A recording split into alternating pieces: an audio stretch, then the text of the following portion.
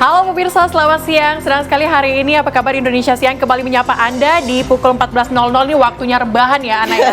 Tapi sebelum rebahan atau sambil rebahan bisa pemirsa Anda menyaksikan beragam informasi yang tentunya akan kami hadirkan untuk Anda. Informasi pertama ini adalah aksi pencurian yang dilakukan oleh seorang pemuda dan masuk ke rumah warga di Kabupaten Banyuasin, Sumatera Selatan. Ini terekam CCTV.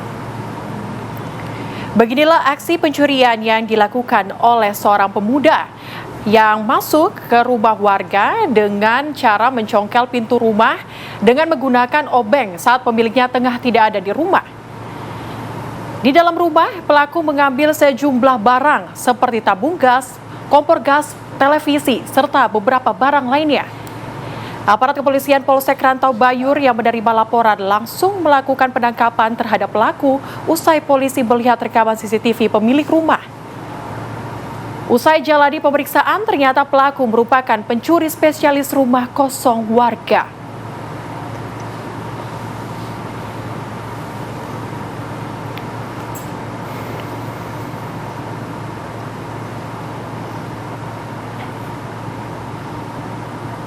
Pemirsa, kita hadirkan informasi berikutnya ini dari Bengkulu, di mana unit perlindungan perempuan dan anak Polresta Bengkulu meringkus seorang pria berusia 34 tahun pelaku pelecehan seksual terhadap bocah di bawah umur.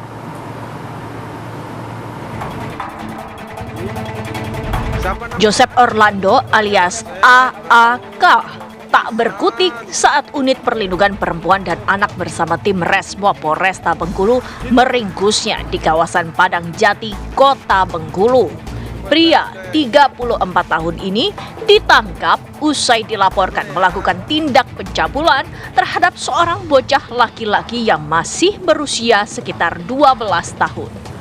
Modus pelaku yakni mendekati korban dengan cara mengajak main game. Lalu pelaku meminta izin kepada orang tua korban untuk mengajak korban jalan-jalan dengan sepeda motornya pada malam hari. Pelaku berhenti di sebuah pondokan dan melakukan aksinya secara paksa terhadap korban. Korban sempat berteriak namun mulutnya dibekap oleh pelaku. Usai kejadian, korban lalu menceritakan peristiwa ini ke orang tuanya. Tak terima atas perbuatan pelaku, orang tua korban lantas melaporkan kejadian ini ke pihak kepolisian. Pelaku nih meminta izin kepada ibu korban untuk membawa korban jalan-jalan di sekitar pantai. Kalau untuk pemeriksaan kemarin masih baru pertama kali. Polisi masih memeriksa pelaku, tidak menutup kemungkinan masih ada anak lainnya yang menjadi korban aksi bejat pelaku. Pelaku dijerat dengan Undang-Undang Perlindungan Anak dengan ancaman 15 tahun penjara. Dari Bengkulu, Ferry Yustika, TV One, mengabarkan. Informasi lainnya pemirsa, 2 kapal keruk berbendera Singapura diduga melakukan kegiatan pengerukan tanpa izin di perairan Batam, Kepulauan Riau. Akibat aksi ilegal ini pemirsa, negara Indonesia ini dirugikan hingga mencapai ratusan miliar per tahun. 2 kapal keruk berbendera Singapura berupaya melakukan pengerukan pasir secara ilegal di perairan Batam. Tingginya kebutuhan reklamasi pantai di negara Singapura sehingga negara tersebut menerima suplai pasir dari berbagai negara. Sementara itu, negara Indonesia melalui Kementerian Kelautan Republik Indonesia belum mengeluarkan 1 lembar izin kepada siapapun terkait operasional pengelolaan hasil sedimentasi. Estimasi total potensi kerugian negara bila dihitung dari kegiatan ini dalam 1 tahun, totalnya dapat mencapai 223 miliar rupiah per tahun. Belum lagi perizinan yang lainnya. Kali dia masuk ke wilayah kita mengambil itu, kapan dia mengambil itu akan dilakukan teman-teman. Disitulah yang akan nantinya kita bisa buktikan bahwa betul-betul pelanggaran itu betul-betul terjadi. 2 kapal keruk berbendera Singapura itu kini sudah diamankan Ditjen Pengawas Sumber Kelautan Republik Indonesia. Dari Batam, Kepulauan Riau, Alboin, TV One mengabarkan.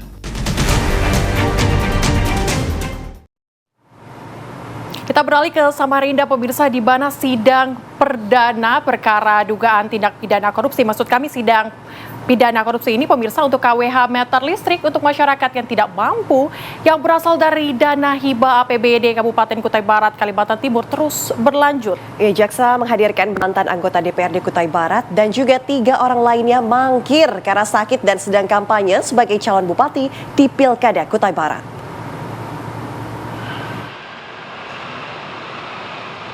Pengadilan Negeri Kelas 1A Samarinda, Kalimantan Timur kembali menggelar sidang lanjutan perkara dugaan korupsi dana hibah pengadaan KWH listrik untuk masyarakat tidak mampu di Kutai Barat, Kalimantan Timur dengan 2 orang terdakwa, Ruslan Hamzah, mantan Kadisnaker Trans Kutai Barat, dan Surya Atmaja sebagai kontraktor atau yayasan penerima hibah.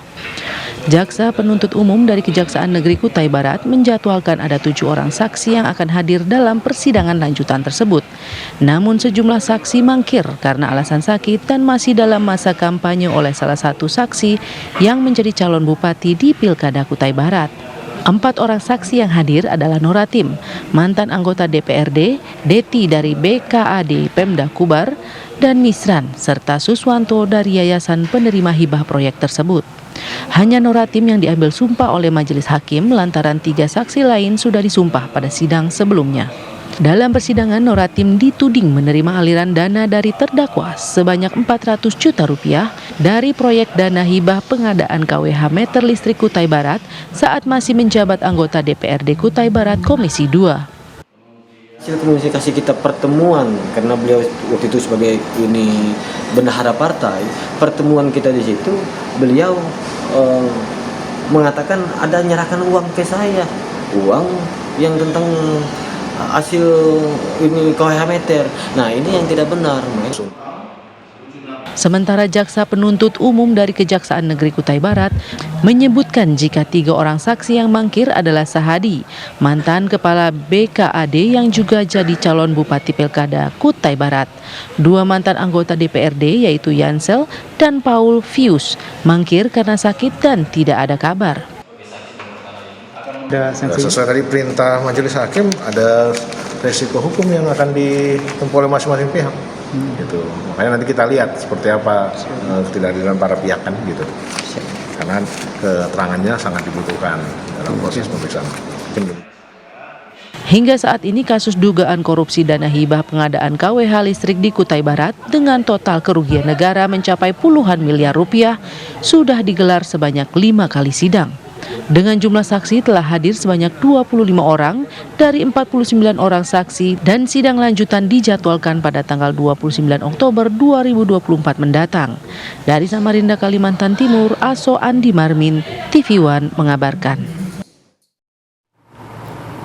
Pemirsa, seorang pendaki perempuan asal Sembarang, Jawa Tengah yang sempat hilang karena tersesat di hutan Gunung Slamet ditemukan dalam kondisi selamat.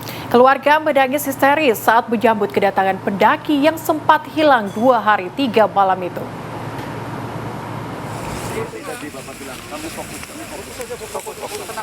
Tim SAR gabungan dari Basarnas, TNI Polri, dan relawan akhirnya berhasil menemukan keberadaan pendaki wanita berusia 17 tahun bernama Naomi Daviola. Pendaki asal kota Semarang ini ditemukan dalam kondisi lemas di hutan jalur pendakian Gunung Slamet Pos 7. Kedatangan Naomi disambut keluarga yang menunggu selama 2 hari. Tangis haru tidak dapat dibendung. Ayah Naomi memeluk erat putri tercinta. Naomi Daviola dinyatakan hilang saat tengah menyusuri jalur pendakian Gunung Slamet melewati pos pendakian Bambangan, Kabupaten Purbalingga. Pendaki ini berangkat mendaki Gunung Slamet pada Sabtu petang bersama puluhan pendaki lainnya. Namun saat mencapai pos 5 jalur pendakian, pendaki wanita ini tersesat dan terpisah dari rombongan pendaki lainnya. Tim SAR gabungan yang melakukan pencarian selama 2 hari akhirnya menemukan keberadaan pendaki ini. Berkat dengan kerjasama tim dan konsolidasi dan koordinasi yang baik antar tim, jadi tim BPBD dari kabupaten maupun tim SAR, bahkan dari Banyumas juga kita berangkatkan ke sini, dan dari teman-teman dari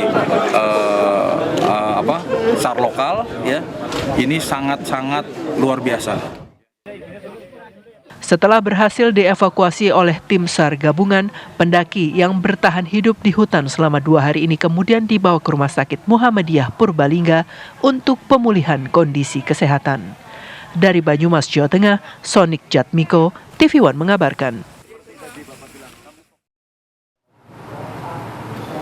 Pemirsa, untuk mengetahui lebih lengkap seperti apa kisah siswi yang hilang dalam pendakian Gunung Slamet, saat ini kami sudah terhubung dengan Naomi Deviola Setiani. Selamat siang, Naomi.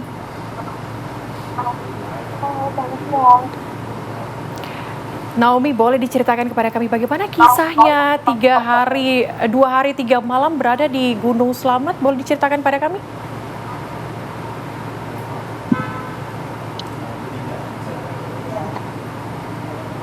Cerita yang apa nih Kak sebelumnya? Naomi, waktu sempat hilang begitu ya, tertinggal rombongan. Katanya sebenarnya Naomi ini mengikuti arah rombongan, tapi begitu melihat ke belakang tidak ada orang lagi dan udah hilang arah. Itu ceritanya seperti apa? Ya, jadi waktu mau turun kan ya dari arah puncaknya, kita kan berempat. Saya tuh mau ngikutin yang depan, tapi ternyata saya nggak kuat kan. Akhirnya saya istirahat di pertengahan jalur itu. Yang di pertengahan jalur saya juga nunggu 2 orang yang di belakang saya.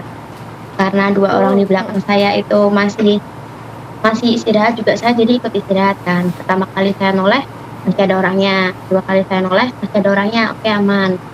Dan ketiga kali saya coba noleh ke belakang lagi, udah nggak ada orangnya. Terus juga semua jalurnya itu, kalau misalnya kita turun kan ada jalan yang namanya Pelawangan, tapi itu langsung jadi hutan semua kanan kiri depannya. Terus pas saya coba naik lagi, siapa tahu masih ada orang kan ya di puncaknya. Ternyata makin saya naik, puncaknya juga semakin tinggi. Ya, akhirnya istirahat aja gitu. Terus sampai akhirnya Naomi ini bisa turun ke bawah, itu gimana ceritanya? Informasi yang kami baca itu mengikuti burung kecil begitu ya? Iya, di hari Senin paginya. Di Senin paginya saya ngikutin burung disuruh untuk apa ya, kayak dapat feeling gitu, suruh turun. Makanya saya ngikutin burungnya untuk turun ke arah hutan itu. Burungnya turun, saya ikut turun. Burungnya naik, saya ikut naik juga. Terus sampai akhirnya saya capek sendiri juga kan. Akhirnya jam 4 sore milih buat istirahat karena di situ udah hujan dan badai lagi. Istirahat sampai jam 8 malam. Oke, Naomi, kejadian apa yang sempat dialami ketika Naomi sendirian di sana? Bagaimana cara Naomi bertahan dari hujan, dari dingin, dari lapar? Bagaimana caranya, Naomi? Kalau cara nahan diri buat dari lapar ya, karena kan bawa persediaan makanan kan jelas sedikit. Karena kan kita juga tektok kan ya, bawa makanan sedikit, jadi benar-benar harus dihemat-hemat. Kalau minum juga gak usah bingung, ada di bawah tuh ada kayak sungai gitu, jadi kita ambil air dari situ. Untuk dingin sih sebenarnya nembus dikit ya, karena kan juga pakai daleman yang agak tebal, pakai jaket, hujan, jadi itu lumayan bisa nahan dingin lah ya di sana tuh. Naomi, akhirnya ditemukan oleh tim SAR, itu bagaimana cerita akhirnya sehingga bisa kembali bertemu dengan Ibunda? Di Selasa pagi saya bangun, saya ngelihat ke sekitar, saya makan, saya minum, pokoknya saya ngisi tenaga dulu lah ya. Saya mulai jalan itu sekitar setengah 8 ada burung lagi, ngarahin lagi, suruh naik ke atas. Akhirnya saya naik, tapi dilewatin jalan tuh yang bener-bener curam gitu, yang bener-bener jalannya tuh akar-akar semua. Akhirnya saya lewat situ kan, mau nggak mau kan udah diarahin ke situ. Tapi tuh jalannya tuh bener-bener bikin capek, karena kan naik turun juga harus pegangan, belum. Akhirnya istirahat di situ agak lama, sekitar jam 10-an ada orang manggil, Mbak Naomi, Mbak Vio, kamu di mana? Saya bilang, Pak, saya di sini, saya teriak gitu. Bapaknya bilang lagi, di mana? Di sini Pak, di sini. Kayak kalau udah ketemu tim SAR yang itu tuh udah lega, terharu, bersyukur, dan nggak tahu lagi harus gimana lagi kalau misalnya saya nggak infoin kemarin. Akhirnya bapaknya ke saya, datengin saya, dari saya peluk bapaknya, cium juga sama bapaknya nangis gitu, nggak nangis, haru. Tuh. Iya. Oke. Oke, tampaknya Naomi sekarang juga sudah kondisinya sehat ya begitu. Nanti mau naik lagi gunung atau enggak nih Naomi? Boleh naik lagi gak nih? Nggak dibolehin ya? Sementara Baik, Naomi, terima kasih ya sudah bercerita bersama kami di Apa Kabar Indonesia Siang. Selamat siang, sehat selalu Naomi. ya, saya Pemirsa, ini kita hadirkan informasi berikutnya di mana demi merebut harta berupa rumah, tanah, dan mobil, seorang perempuan di Mojokerto, Jawa Timur memalsukan dokumen KTP, kartu keluarga, dan surat kematian seorang pengusaha. Informasinya sesaat lagi di Apa Kabar Indonesia Siang.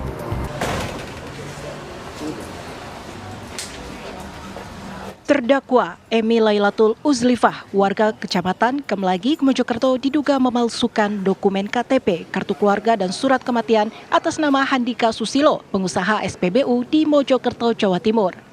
Dalam sidang perdana di Pengadilan Negeri Mojokerto, Jaksa Ari Budiarti menyatakan terdakwa memalsukan dokumen tersebut untuk menguasai harta warisan Handika Susilo senilai 2 miliar rupiah dengan cara menggunakan nomor induk kependudukan orang lain. Pemalsuan ini diduga melibatkan Oknum Desa, Pengadilan Agama Mojokerto, dan Dispenduk Capil Mojokerto. Sidang memeriksa dua saksi, Nina Farida, istri sah Handika, dan anaknya Billy Andi Hartono. Yang jelas keluarga sudah mengalami kerugian baik secara material maupun moral, ya kan? Keluarga meminta karena ini sudah berproses hukum agar saudara terdakwa yang sudah menggunakan surat yang seolah-olah asli, ya, atau alias ini palsu, ya kan, agar dihukum dengan hukuman maksimal sesuai dengan ketentuan hukum yang berlaku. Kuasa hukum keluarga almarhum Eko Arif Muji Antoni menambahkan dan mengungkapkan kerugian material dan moral yang dialami keluarga dan meminta pengadilan menjatuhkan hukuman berat kepada terdakwa. Kasus ini juga menyita perhatian publik melalui media dan memicu korban lain untuk bergerak. Dari Mojokerto, Jawa Timur, Ika Nurula, TV One mengabarkan. Pemirsa, saat ini kami sudah terhubung dengan Billy Andi Hartono, anak dari almarhum Handika Susilo, dan juga Nina Farida, istri almarhum selaku pelapor. Selamat siang Pak Billy. Selamat siang. Oke, Pak Billy bersama dengan Bu Nina ya. Pertama kami mengucapkan mungkin turut berduka cita ya, tapi atas kasus ini kami ingin tahu begitu, pelaporan atas pelaku ini diketahui saat seperti apa? Apa kemudian semua hartanya sudah direbut baru dilaporkan atau seperti apa, masih saat proses? Oke, jadi kita sebenarnya baru tahu itu awal 2023, tepatnya Februari 2023. Jadi terdakwa melaporkan kami ke Polres Kabupaten Mojokerto dengan mengaku sebagai istri Handika yang sah. Jadi kita yang dilaporkan sebagai istri yang palsu seperti itu. Baru dari situ kita temukan beberapa kejanggalan, diantaranya kok NIK-nya berbeda, terus kok ada isbat nikah dan lain sebagainya. Nah, setelah data-data itu kami ketahui, baru kami melakukan pengecekan dan pelacakan apakah data tersebut yang dipakai asli atau palsu seperti itu. Oke. Apakah data yang sudah dipalsukan ini artinya harta-harta tersebut ini sudah dinikmati oleh pelaku tersebut? Ya, jadi memang harta-harta tersebut sudah ada yang dinikmati. Yang kami sudah berhasil konfirmasi sudah dilakukan balik nama ada 2 ya. Jadi 1 unit rumah sama 1 unit kendaraan. Itu sudah dilakukan balik nama menggunakan data-data yang palsu tersebut. Oke, sudah dibalik nama. Apakah kemudian nanti akan ada proses perebutan kembali, artinya pengalihan hak, pembalikan nama kembali, karena data-data yang diberikan ternyata palsu begitu? Betul, jadi data-data yang digunakan palsu dan tentunya kami akan memperjuangkan agar harta benda tersebut bisa kembali, yang nantinya kami merencanakan untuk bisa diwakafkan atas nama almarhum Handika Susilo. Oke, untuk pelaku ini dengan ayah Anda almarhum begitu ya, apakah memang sudah menikah atau statusnya ini belum menikah?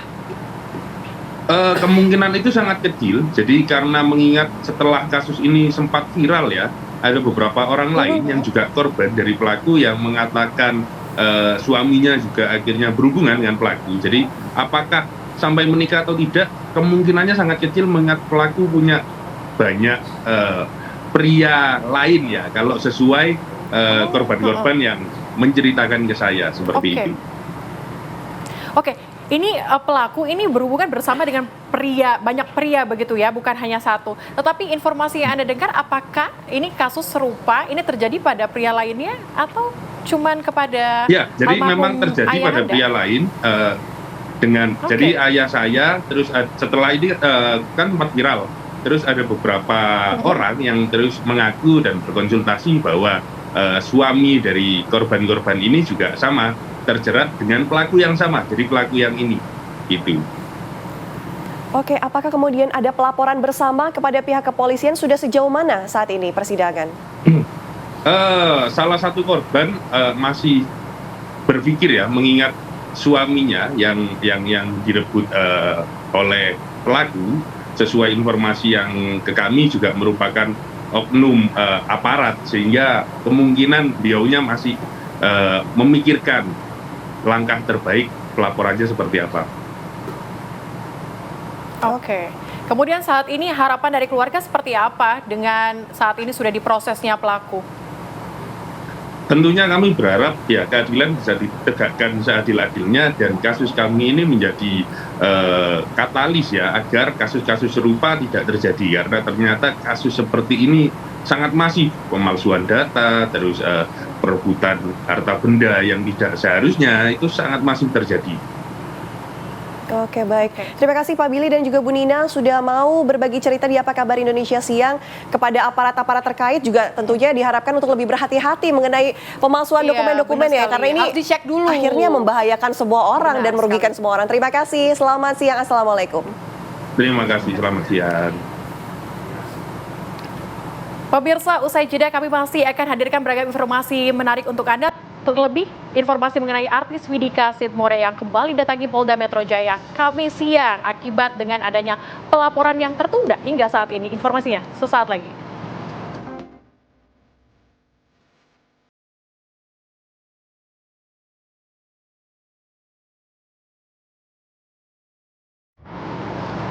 Pemirsa, Anda kembali di Apa Kabar Indonesia Siang. Artis Widika Sidmore kembali datangi Polda Metro Jaya pada Kamis siang.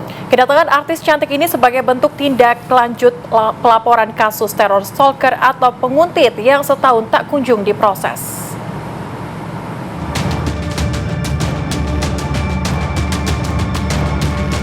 Selama 2 tahun, teror yang dialami Widika Sidmore berupa ujaran kebencian dan perundungan verbal hampir di seluruh media sosialnya.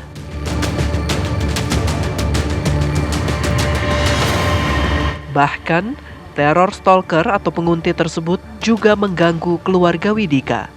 Di antaranya ibunda, adik kandung Widika, keluarga jauh hingga kerabat dan teman kerja Widika.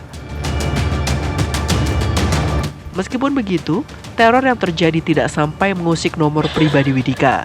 Sebelumnya, wanita cantik ini telah melaporkan kasus penguntit yang mengganggu dirinya ke Polda Metro Jaya pada tahun 2023. 1 tahun bergulir, hingga kini laporan tersebut masih belum diproses. Diketahui, Widika pernah mencari identitas stalker secara pribadi, namun tetap kesulitan menemukan pelaku. Jujur, saya nggak bisa menebak orangnya siapa. Saya juga nggak tahu orangnya siapa dan motif di belakang ini itu juga saya nggak tahu. Berawal dari pesan langsung di laman Instagram, Widika tidak menyangka pesan-pesan berantai itu berlanjut mengganggu kehidupan pribadinya. Bahkan hingga menyasar pada keluarga sejak tahun 2022 hingga saat ini. Dari Jakarta, Margareta Novita, Wahyudin Justin, TV One mengabarkan.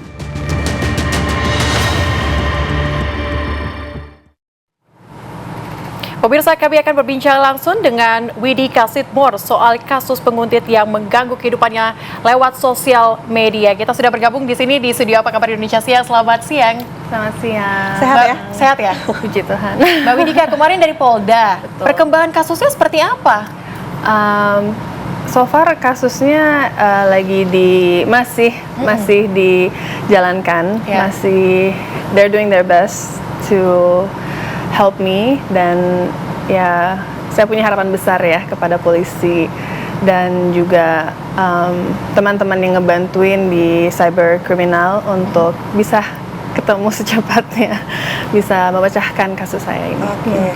Kayaknya ini kan kasusnya sudah lama ya, 2 tahun kalau nggak salah tadi ya, udah cerita 2 tahun stalker dan penguntitan ini terjadi begitu ya. Apa saja ancaman yang dirasakan oleh Mbak Widika?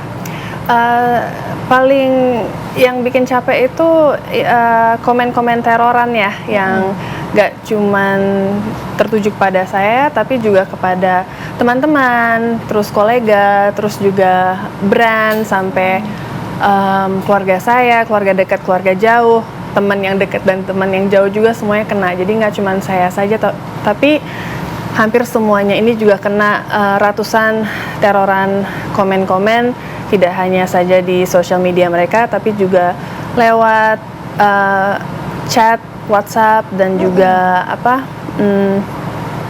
di DM juga gitu. Oke, ini menguntit ini ikut serta dalam kegiatan setiap hari atau seperti apa penguntitan yang dilakukan? Lebih tepatnya stalker ini mengetahui banyak informasi soal keluarga saya, terutama keluarga saya yang jauh, dan juga keberadaan saya di mana saat ini dan dengan siapa, seperti itu. Oke. Kalau tadi kan dikatakan bahwa banyak komentar-komentar negatif begitu. Komentarnya seperti apa bentuknya? Harassment, pelecehan pelecehan, dan juga komen-komen kebencian dan fitnahan terhadap keluarga saya dan saya sendiri. Oke, itu semua isinya begitu di brand-brand juga? Iya, betul. Jadi gimana itu ceritanya? Kalau misalnya ada foto Widika misalnya di satu brand, kemudian langsung diserang? Iya, betul. Jadi kayak itu gitu ya? bisa brand apa saja, bisa dari fashion, itu bisa PH film, itu bisa apa tuh, bisa teman juga. Setiap foto di Instagram itu kan bisa nge-tag kita bisa nge-tag teman atau siapapun itu di foto kita yang di feed maupun di story, dan orang ini bisa ngelacak saya tuh di tag sama siapa aja, walaupun dari sisi saya nggak pernah sama sekali nge-re-upload gitu, nggak pernah repost gitu. Dan di situ teman-teman saya bisa dibombardir ratusan komen dari akun-akun bot, di mana itu 100 komen itu kata-katanya sama semua, tapi semua akun ini namanya beda-beda gitu. Oke, jadi banyak begitu ya akunnya. Iya, dan nggak cuma 10. Ini yang bikin orang stres, mungkin ke-trigger banget karena itu bisa ratusan gitu. Ratusan langsung akun dalam berapa detik. Iya. Tapi Ana, kalau misalnya kita melihat kasus seperti ini, biasanya kita pasti ada kepikiran ya, siapa nih kira-kira yang melakukan kasus ini atau melakukan bot ini. Kira-kira Mbak Widi pernah nggak sih kepikiran ada orang terdekat mungkin, atau yang mungkin pernah ada masalah berseteru dengan seseorang, atau seperti apa? Jujur, ini juga suatu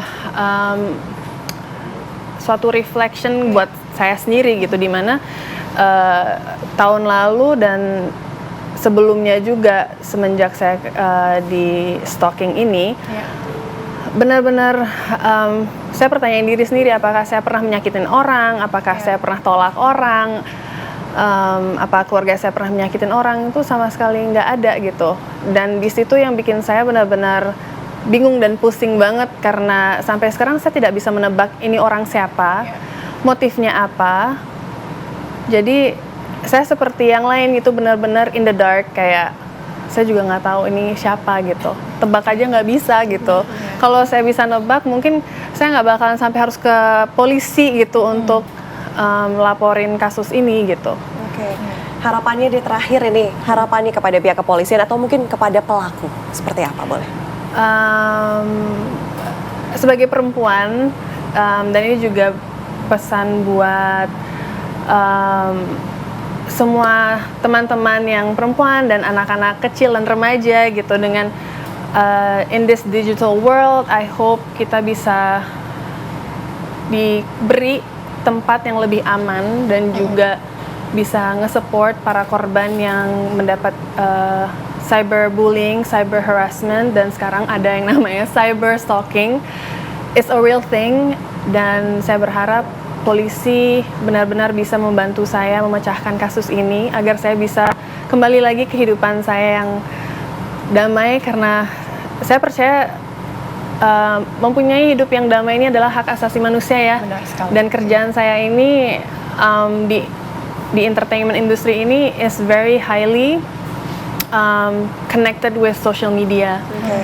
And I hope I have that freedom where I can feel safe where I'm at here di Indonesia, di Jakarta, dan juga untuk teman-teman perempuan dan anak-anak lainnya bisa merasakan hal yang sama.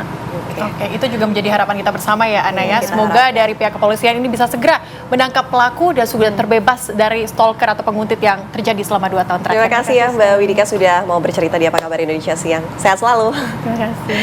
Dan pemirsa, kami harus jeda terlebih dahulu. Usai jeda kami akan kembali, terutama ini untuk Anda generasi 80-an, 90-an yang ingin bernostalgia, jangan lewatkan Festival Lintas Melawai. Kami hadirkan sesaat lagi. Kembali lagi di Apa Kabar Indonesia Siang bersama saya Yulia Tridewi mengabarkan dari Melawai, Jakarta Selatan. Pemirsa TV One, di era tahun 80-an ini menjadi masa keemasan bagi musisi dan musik-musik Indonesia, di mana melahirkan musik ataupun musisi legendaris yang bisa kita lihat sendiri di mana di sini kita sudah berada di salah satu festival lintas Melawai yang ada di Taman Kota Meruri, Jakarta Selatan. Nah pemirsa, berbagai genre musik melahirkan musisi legendaris Indonesia yang karyanya masih dikenang sampai saat ini. Kita sudah menyaksikan bersama-sama di layar kaca pemirsa, ini ada salah satu rangkaian agenda pada hari ini, yaitu perlombaan band. Tadi juga kita sudah melihat ada perlombaan dari para dancer. Acara ini memang baru dimulai pada hari ini, dari mulai pukul 07.30 sampai dengan selesai pada malam hari nanti. Dan acara ini akan berlangsung selama 3 hari berturut-turut dari tanggal 11 hari ini hingga tanggal 13 mendatang. Nah pemirsa, di pukul 18 nanti akan ada penampilan dari berbagai musisi 80-an legendaris Indonesia. Di antaranya ada Faris RM, Ikang Fauzi, Berry Likumahwa, dan masih banyak lagi. Pemirsa, sementara kembali ke Anda di studio. Terima kasih Yulinda Tridewi mengabarkan langsung dari lokasi. Seru sekali ya tampaknya ya. Mau ini. nostalgia juga? Kayaknya mau. Besok masih ada nggak nih ya? Masih Kita 3 hari, kayaknya sampai tanggal 13 deh. Mungkin abis ini Ana tahu mau banget ya? Celia, baiklah kalau gitu. Tapi kita harus jeda terlebih dahulu ya. Pemirsa, usai jeda kami kembali dengan informasi lainnya. Saat lagi. Pemirsa, informasi tadi juga sekaligus menutup jumpa kita di Apa Kabar Indonesia Siang hari ini. Saya Ana Telita. Dan saya Celia Alexandra mewakili kru yang bertugas pamit undur diri dan sampai jumpa pemirsa.